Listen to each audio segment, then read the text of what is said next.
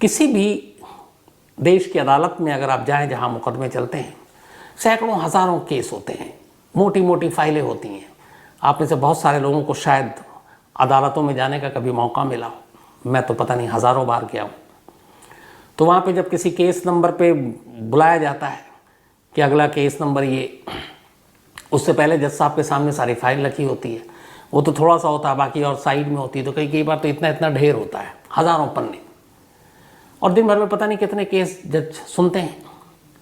अब आप सोचिए कि किसी केस नंबर के बारे में एक पुकारा गया, अगले केस, अगला मुकदमा ये है, और देश की सबसे बड़ी अदालत सुप्रीम कोर्ट और उसके भी चीफ जस्टिस बैठे हों, और अचानक उस केस के आते ही वो फाइल की तरफ देखें भी नहीं, ना फाइल खोलें, और सीधे कहें कि अच्छा तो ये तुम्हारा केस है, तुम वही हो ना जिसने एक स्टूडेंट को, एक ब्राइट स्टूडेंट को बड़ी बेदर्दी से मारा, उसके जिस्म पर 17 बार तुमने हमला किया।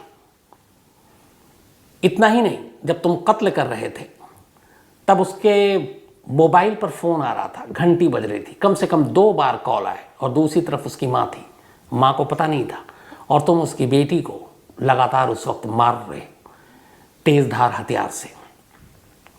ये बताओ कि ये सारी चीज़ें मुझे आज भी याद हैं, इसलिए कि तुमने जिस तरीके से इस जुर्म को अंजाम दिया वो बेचैन कर देता है सोच कर ही कि क्या कोई शख्स ऐसा भी कर सकता है, और इसीलिए मुझे फाइल खोलने की ज़रूरत नहीं पड़ी। ये रंजन गोगोई, सुप्रीम कोर्ट के चीफ जस्टिस जो रिटायर हो गए, उन्होंने एक केस की सुनवाई के दौरान ये बात कही थी, बिना केस फाइल को खोले हुए। तो आप अंदाज़ा लगाएं कि वो केस कैसा होगा, उस केस में क्या कुछ हुआ होगा। आज वही कहानी आपके सामने है, कहानी मोहब्बत की नगरी आगरा, जहाँ ताजमहल है, और वहाँ हुए एक मर्डर। 15 मार्च 2013, 15 मार्च 2013 की बात है। आगरा में एक जगह है और दयाल बाग एक अच्छा खासा वहाँ पे लोकेशन है, लोकेलिटी है। तो इसी दयाल बाग के पास एक और जगह है जिसमें है खेल गांव। शाम के करीब 7:30 बजे होंगे। इस खेल गांव में तब तक अंधेरा हो चुका था, मार्च का महीना था, सर्दी लगभग जा रही थी, गर्मी आ रही थी। एक शख्स गुजर रहा होता है इस खेल गांव के पास से, अचानक देखता है कि सड़क किनारे एक ऑल्टो कार खड़ी हुई है। वो करीब जाता है, देखता कार के अंदर कोई नहीं है। अब सड़क किनारे जिस तरीके से बेतरतीब अंदाज में वो कार खड़ी थी, उस शख्स को कुछ शक होता है। वो फ़ौरन 100 नंबर पर कॉल करता है और कहता है कि यहाँ पे एक ऑल्टो कार खड़ी है और कार के आसपास दूर दूर तक कोई नहीं है, कार के अंदर भी कोई नहीं है। अब एक लावारिस कार, बहुत सारी चीज़ें हो सकती हैं, आपको पता है, टेरर थ्रेट और ये सारी चीज़ें, बॉम्ब, कुछ भी। तो जैसे ये कॉल आता है कंट्रोल रूम को, कंट्रोल रूम से फ़ौरन लोकल पुलिस को इन्फॉर्म किया जाता है। उसके बाद पीसीआर और फिर लोकल पुलिस पहुंचती है। खबर सच थी, देखा कि वहाँ एक ऑल्टो कार खड़ी है, कार का दरवाज़ा बंद है, कार में कोई नहीं है। किसी तरीके से खैर पुलिस फिर कार को खोलती है।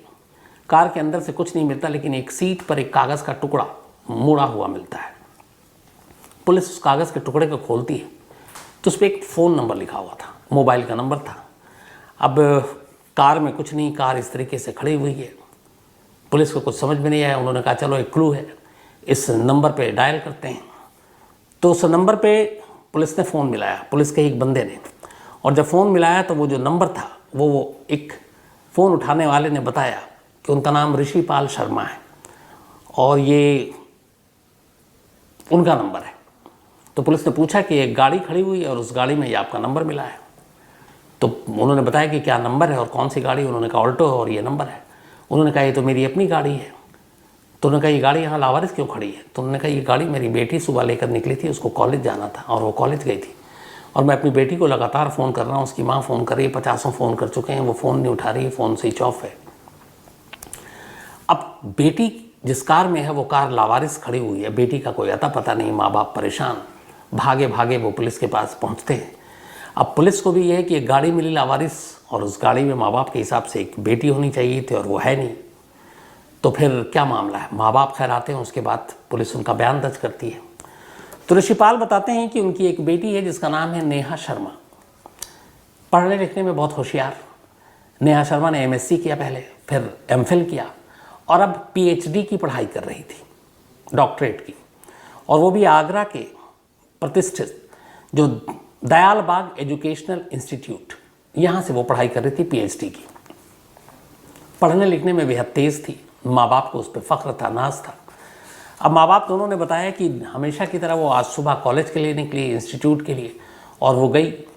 इंस्टीट्यूट जाने के बाद उससे बात भी हुई, लेकिन फिर उसको दोपहर 3 बजे तक घर आ जाना चाहिए था। वो घर नहीं लौटी तो माँ को फिक्र हुई, मैंने फ़ोन किया, कई बार घंटी बजी, किसी ने उठाया नहीं। फिर माँ करती रही, तो एक बार किसी लड़के की आवाज़ आई और उसने कहा कि दीदी सदर बाज़ार गई हैं। इतना कहकर फ़ोन काट दिया। अब माँ को लगा कि हो सकता है मार्केट किसी काम से गई हो, लेकिन मन में ये भी है कि फ़ोन क्यों कोई और कैसे उठा रहा है। इसके बाद वो फिर फ़ोन करती रही, लेकिन फ़ोन किसी ने उठाया नहीं। कोशिश करते करते एक बार और फ़ोन उठा। इस बार फिर फ़ोन पे एक लड़के की आवाज़ आई और उसने कहा कि दीदी तो पिक्चर देखने, मूवी देखने गई हैं और वो इस वक्त लाइन में लगी हुई हैं, टिकट ले रही हैं। इतना कहने के बाद फ़ोन कट गया। अब इसके बाद 50 फ़ोन किया, फिर नेहा से कोई बात नहीं हुई। अब उन्होंने ये बयान दिया, गाड़ी लावारिस मिली है, नेहा का सुराग नहीं है। अब मामला हाई प्रोफाइल, पुलिस ने फ़ौरन अपनी टीमें लगाई। आसपास जहाँ जहाँ वो थिएटर, सदर बाज़ार, सब जगह ढूंढा गया, कहीं नेहा का कोई सुराग नहीं मिला। अगला दिन आ गया, 15 मार्च के बाद 16 मार्च की तारीख आ गई।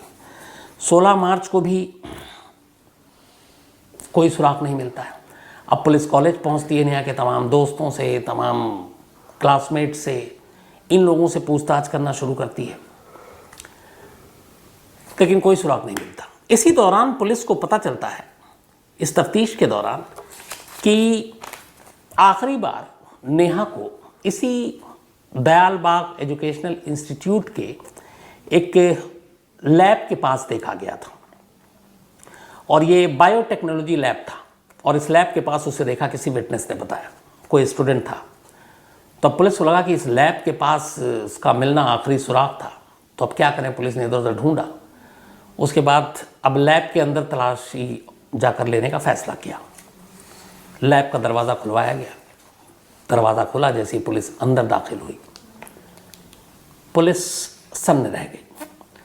पूरा लैब का जो फर्श था वो खून से सना हुआ था, और उसी फर्श पर ज़ख्मी हालत में, दूर से ही देख कर लग रहा था कि कितनी बुरी तरह से मारा गया है, नेहा की लाश पड़ी थी। सलवार उसका घुटनों तक था, जिस्म पे अलग अलग जगहों पे तेज़ धार हथियार के निशान थे। पास ही एक शीशे का टुकड़ा पड़ा हुआ था, ग्लास का, जिसको देखकर लग रहा था कि शायद उस टुकड़े से भी हमला किया गया।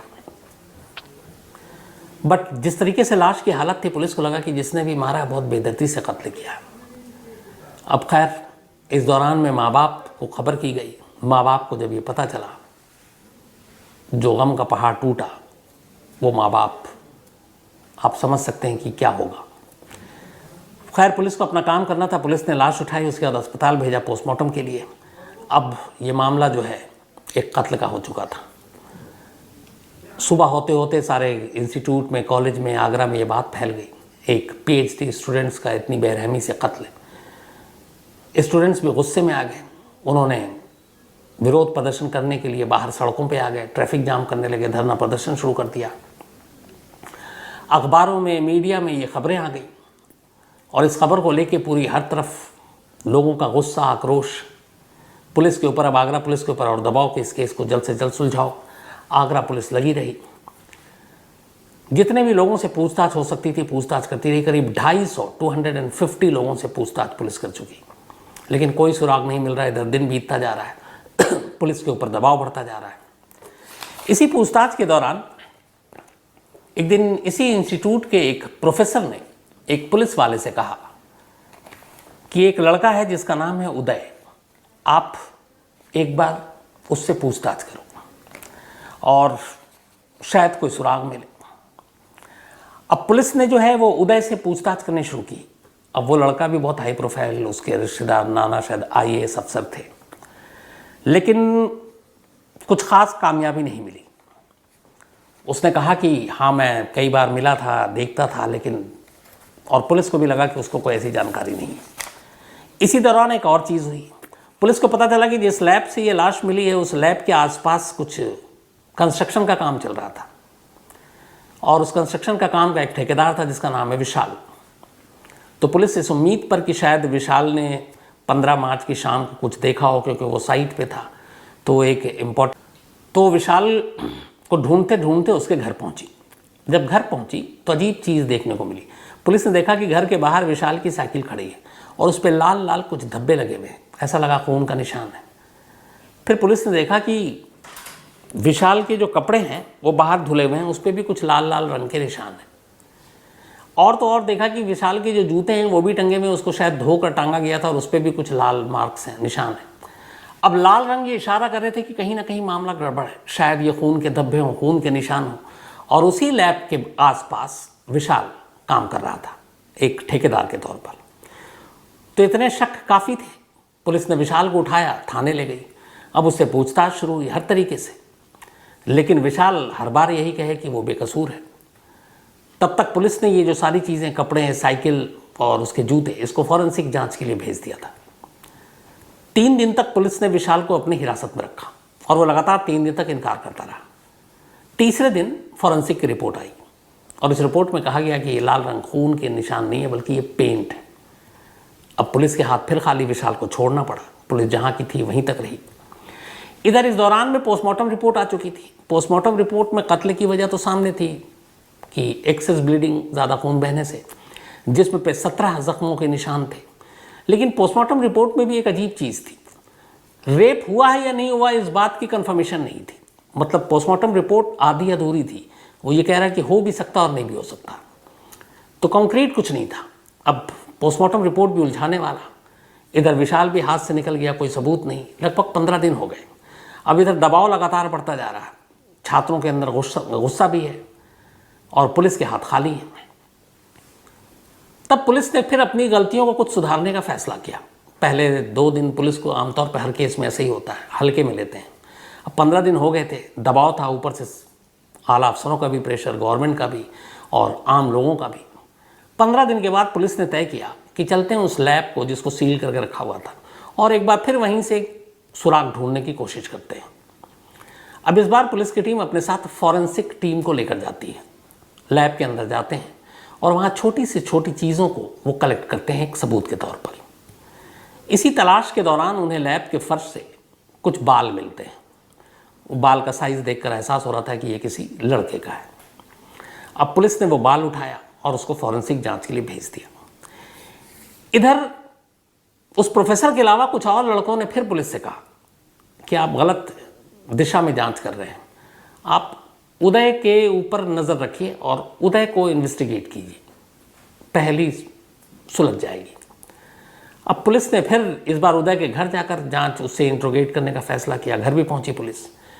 अब वो पावरफुल लोग, आईएएस की फैमिली, उन्होंने उल्टे पुलिस के ऊपर, पुलिस के खिलाफ केस कर दिया कि ये हमें हरास कर रहे हैं। अब पुलिस भी डर रही है कि भैया बड़े लोग हैं, पता नहीं कहीं कोर्ट वोट ना पहुंच जाए, हमारी बद पिट जाए, इधर केस सुलझ नहीं रहा है। अब इधर धीरे धीरे 250 लोगों से पूछताछ, इसमें जीरो इन करते करते अब 22 सस्पेक्ट बचे और उन 22 में उदय भी है।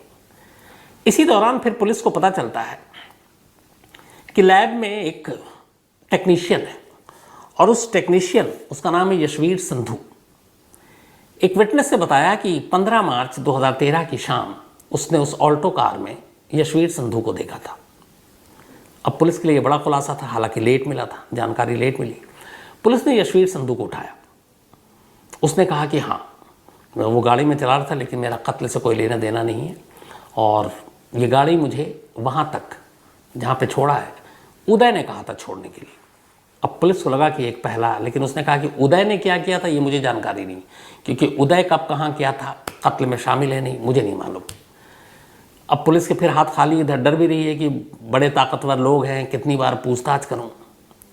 इसी दौरान में एक बार पहली चीज़, अच्छी चीज़ हुई, वो ये कि जो 15 दिन के बाद लैब से फॉरेंसिक एविडेंस कलेक्ट किए गए थे उसकी रिपोर्ट आ गई।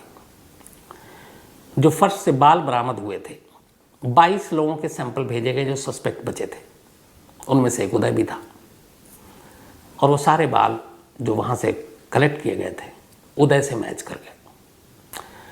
अब जब फॉरेंसिक रिपोर्ट आ गई तब पुलिस के पास शक की कोई वजह बची नहीं। इसी के बाद पुलिस ने उदय को उठाकर उससे फिर से पूछताछ करने का फैसला किया तीसरी बार। इस बार पुलिस ने उससे अपने हिसाब से तमाम तरीके से बात की, पूछताछ की, मनोचिकित्सक को भी बिठाया, बार बार एक सवाल को 1000 बार पूछा ताकि वो कहीं पे भी कुछ गड़बड़ बोल रहा है तो फिर सच बोले, ये भी एक तरीका होता है। और आखिरकार इस लंबे इंट्रोगेशन, लंबी पूछताछ के बाद उदय टूट गया और उसने कन्फेस कर लिया। उसने कहा कि हाँ, नेहा शर्मा का कत्ल उसने किया है। 39 दिन बीत चुके थे इस मर्डर केस को। 15 मार्च को शुरू हुआ था और उसके बाद 23 अप्रैल 2013 को आगरा पुलिस ने एक प्रेस कॉन्फ्रेंस की और कहा कि उसने इस केस को सुलझा लिया है और यशवीर संधू लैब टेक्नीशियन और उदय, इन दोनों को गिरफ्तार किया। लेकिन गिरफ्तार करने के बाद जो सारी सेक्शन और धाराएं थे वो सिर्फ और सिर्फ मर्डर के थे। पुलिस ने कहा कि पोस्टमार्टम रिपोर्ट से क्लियर नहीं हुआ, इसलिए रेप के चार्जेस नहीं लगाए। इधर इतनी देर हो चुकी थी, 39 दिन हो चुके थे और लोगों को पुलिस मोटिव भी नहीं थी कि अगर रेप नहीं हुआ तो सिर्फ कत्ल क्यों हुआ, वजह क्या थी। तो पुलिस के इस आधी अधूरी तफ्तीश को लेकर लोगों में गुस्सा था। इसके बाद मांग की जाने लगी, खुद नेहा शर्मा के फैमिली ने मांग की कि इसकी सीबीआई इंक्वायरी होनी चाहिए।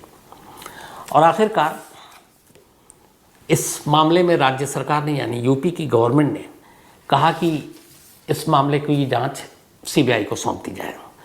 और सीबीआई को इधर पुलिस ने अपनी चार्जशीट दाखिल कर दी, जिसमें अभी ये याद रखिए कि उस पर रेप का इल्ज़ाम नहीं लगाया। पुलिस ने 16 जुलाई 2013 को चार्जशीट दाखिल की थी, लेकिन इसके चार्जशीट दाखिल करने के बाद लोगों में गुस्सा आया क्योंकि रेप का इल्ज़ाम लगा नहीं था और मर्डर का मोटिव क्लियर नहीं कर पा रही थी लोकल पुलिस। तो 22 जुलाई को सीबीआई जांच की यूपी गवर्नमेंट ने सिफारिश कर दी और 29 अगस्त को आखिरकार सीबीआई ने इस मामले की जांच शुरू कर दी।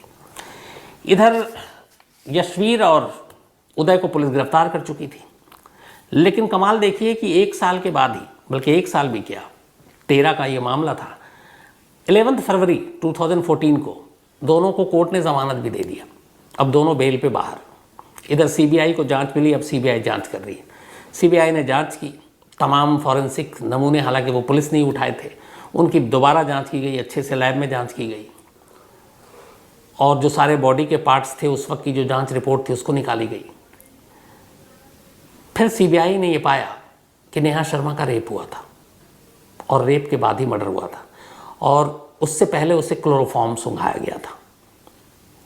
अब जो कहानी सीबीआई ने फिर ये सारी तफ्तीश की, तो इसके बाद सीबीआई ने अपनी चार्जशीट दाखिल की अदालत में और अदालत में चार्जशीट दाखिल कर कर ये कहा कि जो आगरा पुलिस की इन्वेस्टिगेशन थी कि सिर्फ मर्डर है, ये गलत है, ये रेप एंड मर्डर है।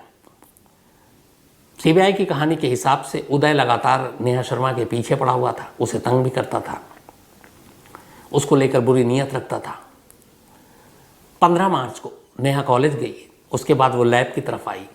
इत्तेफाक से कोई और लैब में था नहीं, टेक्नीशियन जो है उसका जानने वाला था। लैब के अंदर क्लोरोफॉर्म रखा हुआ था, तन्हाई में कोई और था नहीं, मौका देखकर उसने क्लोरोफॉर्म सुंघा दिया, लेकिन उससे पूरी तरह से नेहा बेहोश नहीं हुई। बेहोश नहीं हुई और उसने उसके साथ ज़बरदस्ती करने की कोशिश की, तो उसने विरोध किया। इस पे फिर उसने उसके ऊपर हमला किया। बराबर में एक शीशा था, वो उठाकर उसने मारा और फिर इसके बाद उसे लगा कि वो पकड़ा जाएगा, राज खुल जाएगा अगर ये बच गई, तो फिर बेतहाशा उसने मारा। 17 वार किए और जब वो नेहा के साथ ज़बरदस्ती करने की कोशिश कर रहा था और उसे मार रहा था, उस वक्त नेहा का मोबाइल उसके पास था और लगातार घंटी बज रही थी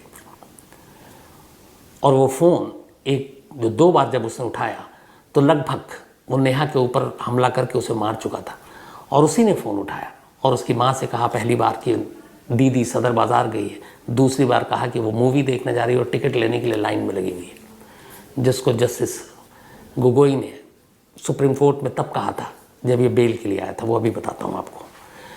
तो सीबीआई की चार्जशीट आ गई, रेप का मामला दर्ज कर लिया गया और इसके दर्ज होते ही सीबीआई ने बेल का विरोध किया। इसके बाद इन दोनों की ज़मानत अर्जी खारिज हो गई, दोनों को फ़ौरन वापस आगरा जेल में डाला गया। फिर वक्त बीता, कुछ साल के बाद 2018 में इधर चूँकि इसको मर्डर केस में बेल मिला था, अब सीबीआई ने चार्जशीट में रेप लगाया, तो रेप में अब ज़मानत मिली नहीं थी, निचली अदालत ने दी नहीं, ऊपरी अदालत ने इनकार किया, तो अब उदय पहुंच गया सुप्रीम कोर्ट और उसने कहा कि हमें एक मामले में तो बेल मिल गई, दूसरे मामले में दे दी जाए। तब चीफ जस्टिस गोगोई की ये अदालत थी और ये कहानी उस वक्त मीडिया में और हर तरफ थी, और तब उन्होंने कहा था कि ये वही केस है ना जिसमें एक पीएचडी स्टूडेंट को बड़ी बेरहमी से मारा गया, उसके जिस्म पर 17 चाकू के निशान थे, और जब कत्ल हो रहा था तब उसकी मोबाइल की घंटी बज रही थी और कत्ल होता जा रहा था। तो ऐसे अपराध, ऐसी चीज़ें जहन से जाती नहीं है, बेचैन करती हैं, और ऐसे मामले में ऐसे शख्स को कोई कैसे ज़मानत दे सकता है। सुप्रीम कोर्ट ने यह कहकर ज़मानत देने से इनकार कर दिया था। हालांकि सीबीआई ने अपनी चार्जशीट में जो लैब टेक्नीशियन था उसको बरी कर दिया, क्योंकि उसका इस कत्ल में और रेप में कहीं से कोई रोल नहीं नजर आया। अक्यूज सिर्फ एक को बनाया, उदय को। यह मामला अब भी लोअर कोर्ट में है। अब आप ये देखिए कि 2013 का केस है, ये 9 साल हो गए। उदय आगरा की जेल में बंद है, लेकिन अभी तक फैसला नहीं आया। आज भी नेहा शर्मा के माँ बाप इंसाफ की उम्मीद में बैठे हुए हैं कि कब फैसला आए, कब उनकी बेटी के इस कातिल को कड़ी से कड़ी, तब उनके हिसाब से फांसी की सज़ा मिले। लेकिन 9 साल तो हो गए, अभी तक निचली अदालत का फैसला नहीं आया। अभी इसके बाद ऊपरी अदालत में जाना है, अभी सुप्रीम कोर्ट में जाना है। तो वही कितने केसों को रोएं, कितनों की शिकायतें करें, न मालूम कितने और बरस लग जाए एक माँ बाप को इस उम्मीद पे कि कब उनके साथ इंसाफ होगा।